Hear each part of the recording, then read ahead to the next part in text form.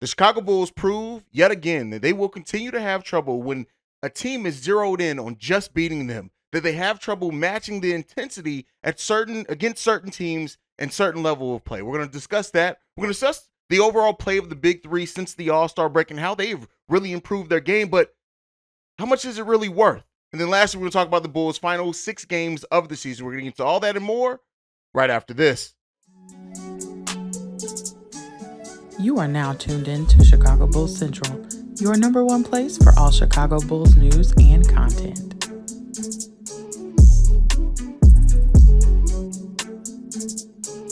All right, Bulls fans. So the Bulls got beat yet again in another home loss that it seemed like everyone but the Chicago Bulls realized how the Lakers were going to come out in this game. That the target that Patrick Beverley put on this team with his too small gesture and his being boisterous and all the things that come along with Pat Bev, right?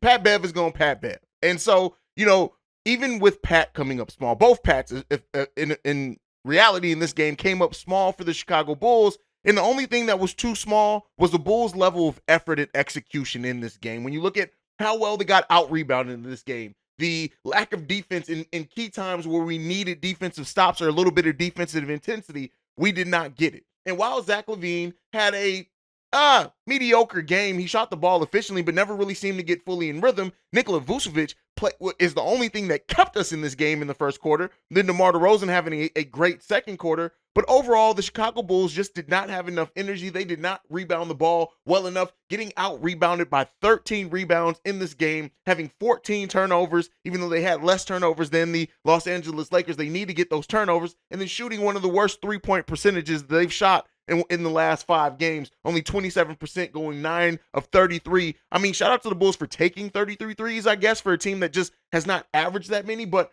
hitting only 9 of those, it hurts. But the Los Angeles Lakers did not shoot the 3-ball much better themselves. They went 7 of 20 from 3-point range, so it's not like that's what necessarily absolutely murdered the Bulls, but it definitely played a part in it as well. You look at DeMar DeRozan and Nikola Vucevic having really strong games, but not getting much support other than Kobe White and Ayo, who had a pretty solid game shooting. He was 5 of 9 for 12 points. And you look at Kobe White, 6 of 11 for 17 points, but he also chips in 9 assists, 2 rebounds, 1 steal in that game. And Kobe White, again, continuing to show that he has now learned how to impact the game outside of just shooting. And that is why so many Bulls fans now want to see Kobe White stay on this team, doing a complete 180 from where they were at the start of last season. But we're a family. I'm not going to call you guys out on that one today. But with that being said, the Bulls just did not execute well enough. And this game felt like a game that, even though the Bulls battled back and eventually took the lead briefly, it never really seemed like they were going to be able to match that intensity. When the Bulls did take the lead, they were executing on defense. They were forcing turnovers.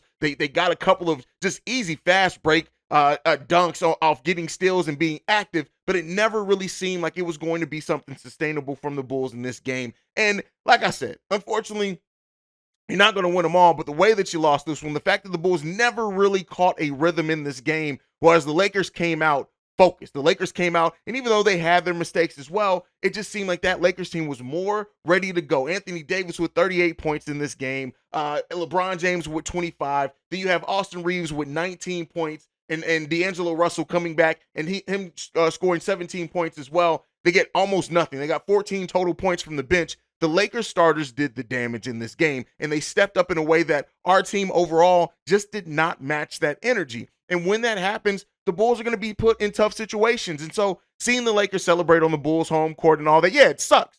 But keep in mind, we just did that to them in LA. So of course they were looking to do the same thing. And, even after the game, Pat Bev saying, hey, I knew they were probably going to do the too small at some point, and I'm glad they did. What are you happy about, Pat? Like, this is the thing. And as much as Pat Bev has brought the leadership, the communication, the energy, the defense, all that stuff that we needed. We were in a place where we needed that drastically, and I'm glad he brought it. One of the things that also comes along with Pat Bev is him talking crap, him having a target on him. You saw Russell Westbrook the first time he scored last time doing the rock the baby motion, right?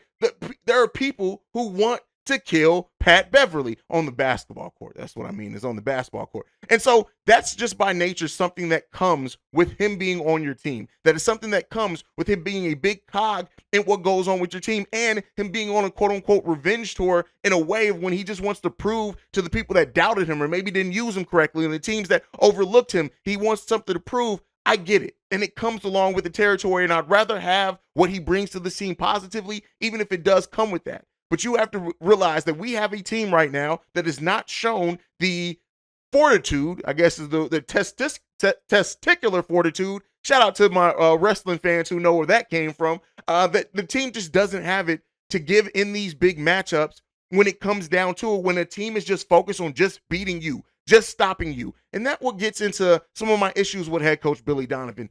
Billy Donovan didn't adjust well in the Clippers game. He didn't adjust well in this game. And it really did seem like Darvin Ham, who I would not say is a better coach than Billy Donovan at this point, did outcoach him, period. And Billy Donovan's lack of making adjustments when it's key things like this. This is playoff type basketball.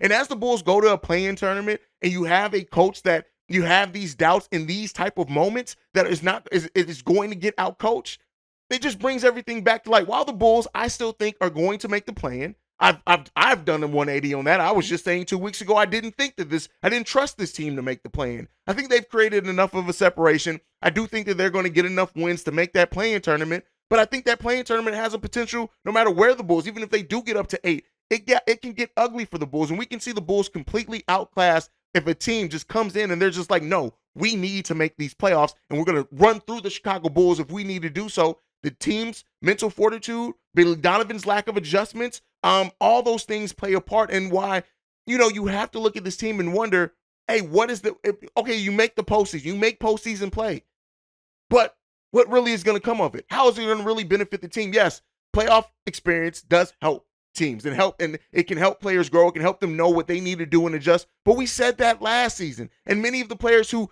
we looked in that play-in push and thought, hey, they're going to use this to build off of. Zach had a slow season, albeit with injury. Patrick Williams, who had, 1 or 2 really good games in the playoffs, then he has this offseason with DeMar DeRozan, and it's been an up and down season for him. Ayo Dosunmu won the starting point guard position.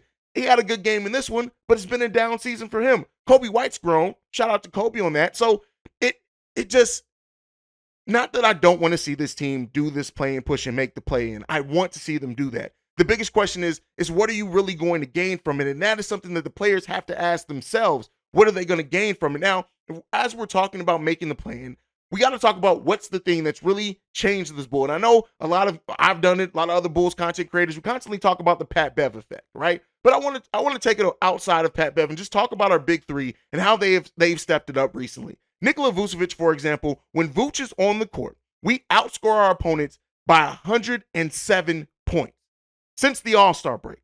That is not anything to overlook.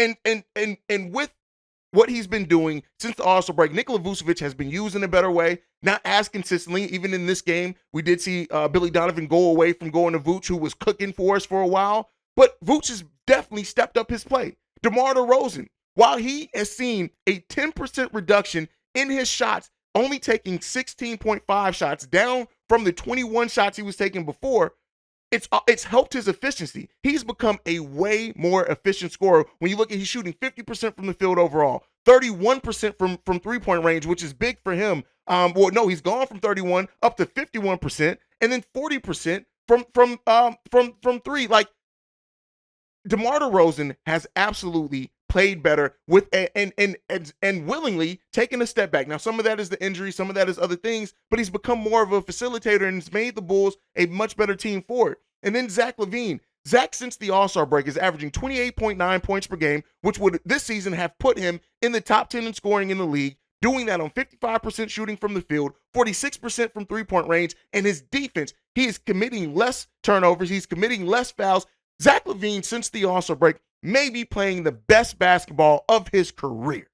And it's all this is good, right? Everybody has stepped up. All the big three has stepped up, but it's hasn't been enough. And by enough, I mean this. Yes, you've stepped it up. Yes, we're still clawing for a playing position, and a lot of that is due to the start of the season and how badly we started the season off. But you have to ask your question, even with this improved play, Do we have the supporting cast? Do we have the coaching to support it? Do we have the balance to support it? Are we still missing size and depth and shooting and things that we need from the bench? Big three players, shout out to the big three for playing much better since the All-Star break. Shout out to Pat Bev for coming in and playing better. Shout out to Kobe White for playing better as well. But is it enough? And by enough, I mean, what meaningful is going to come from the back half of this season, right? And yes, it's allowed AK to evaluate things a little bit better. And hopefully in him going into this offseason, knowing the changes that we need to make with this roster, he looks at this and it helps him make decisions on who needs to go, who needs to stay, who gets a contract extension, all those things, right? But at the end of the day, all the improvement that this Chicago Bulls team has had, yes, it's made it more exciting on the back half of the season. Yes, it's made it more us to get more wins. It's made us, pushes us into the playing situation. All that is fine and dandy. But the biggest question is like, is that enough to keep this core together? And that's the biggest question.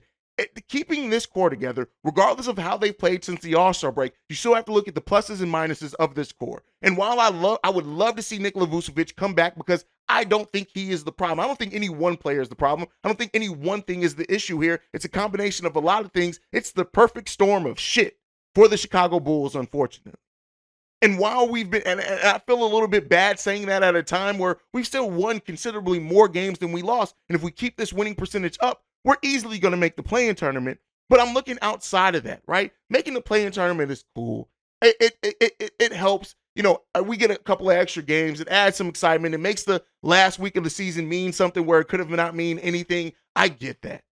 But when you really look at it, and this team and the team that we deserve and the team that AK has even said that he wants to put on the floor for the Chicago Bulls, you have to ask yourself, has this big three played well enough together and giving you enough hope to where you need to keep that you want to keep this core together? That is the biggest question facing Acme in this offseason is, can you do enough that makes it make sense to keep this core together? That's the biggest question here.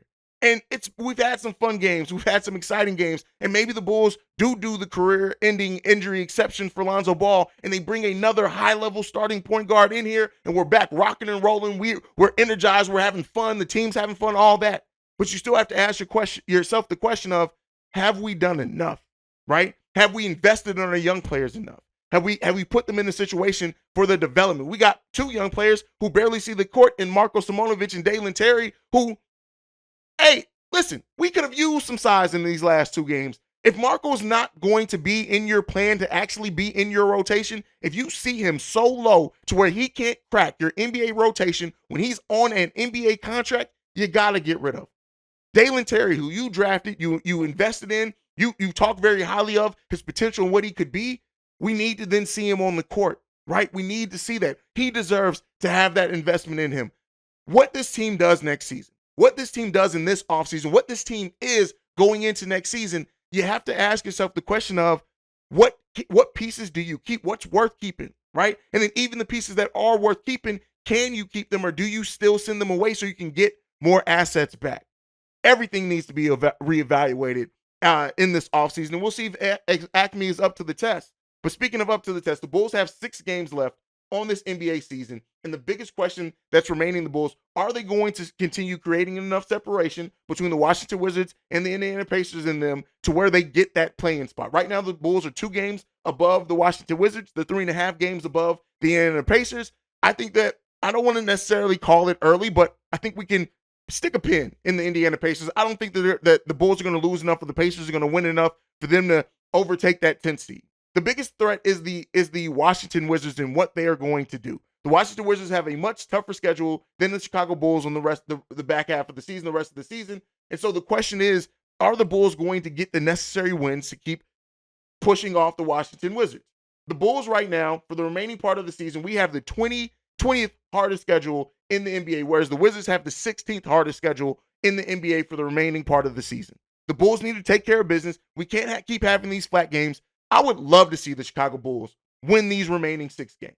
I would love to see it happen. Do I think it's going to happen? No. The Bulls right now sit at 36-40 on the season, right back to 4 games below 500. At one point, thinking and us talking, could the Bulls maybe get to 500 to end the season? Doesn't seem like it's going to be a thing to happen, but the Bulls need to still, if they can win 4 out of these last 6 games, they all but solidify themselves. But we'll see what ends up happening for the Chicago Bulls with that. This is going to be a tough last part of the schedule for the Bulls. I've talked about it a lot. We got Charlotte coming up, which you still don't want to overlook Charlotte. The Bulls can't overlook anyone. But then we go into the biggest test that we have left, at least in the regular season. Memphis, Atlanta, Milwaukee, Dallas. Those 4 games in a row, and especially that Atlanta game, which is going to be counting as almost a double game in the standings, is going to be highly important for the standings. Can the Bulls win these next 4 games? And I've thrown the Bulls like layups or lobs or whatever. The Bulls need to win these next 4 games. Let me be clear here. The Bulls need to go 4-0 over the next 4 games. Minimum, I'll take 3-1. But if the Bulls can do that, if they can win these next 4 games, they would have the playing spot. Last 2 games of the season against Dallas and Detroit, okay, still going to be important games for seeding, but that's what would lock the Bulls in for the playing spot. Let's see if they do it. Let's see if they're up to the test. Let me know what you guys think down below. What do you think the Bulls' record is going to be over the last 6 games of this season? And do you think they're going to be able to win enough to lock in that playing spot and maybe even still move into that 8 seed, which they're 2 games behind right now? It's going to be a tall test to do that. But let me know what you guys think on everything down below. That's it for today's episode of Chicago Bulls Central. Thank you for being the best part of the channel. You guys are what makes this channel amazing. If you want to follow the show, make sure you do so at Bulls Central Pod. You can also send us any feedback, questions, comments, concerns, bullcentralpod@gmail.com. Lastly, if you want to leave a text message and our voicemail, the number to do so, 773-270-2799. We are the #1 spot for everything Chicago Bulls related because of you guys. And like I like to end every episode on, go Bulls. Love you guys. See red if you can, y'all. Peace. This has been a presentation of the Break Media.